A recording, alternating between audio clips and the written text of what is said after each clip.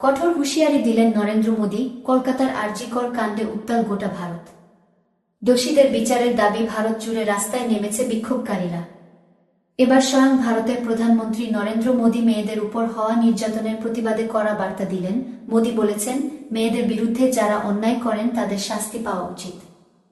সেই সঙ্গে মেয়েদের উপর হওয়া কোনো অন্যায় সহ্য করবেন না বলে জানিয়েছেন ভারতের প্রধানমন্ত্রী। রোববার 25শে আগস্ট মহারাষ্ট্রের জলগাঁওতে একটি প্রকল্পের উদ্বোধন অনুষ্ঠানে গিয়ে মোদী আরও বলেছেন, মেয়েদের বিরুদ্ধে কোনো পাপ কাজ সহ্য করব না।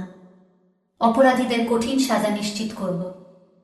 এই ধরনের অপরাধের কোনো ক্ষমা হয় না। মহারাষ্ট্রের জলগাঁওতে লাখপতি দিদি প্রকল্পের অনুষ্ঠানে এদিন মোদী নারীদের বিরুদ্ধে হওয়া অন্যায়ের বিরুদ্ধে তীব্র প্রতিবাদ করেন।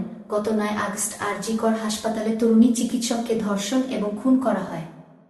এরপরেই প্রতিবাদে নেমে পড়ে দেশটির হাজার হাজার মানুষ।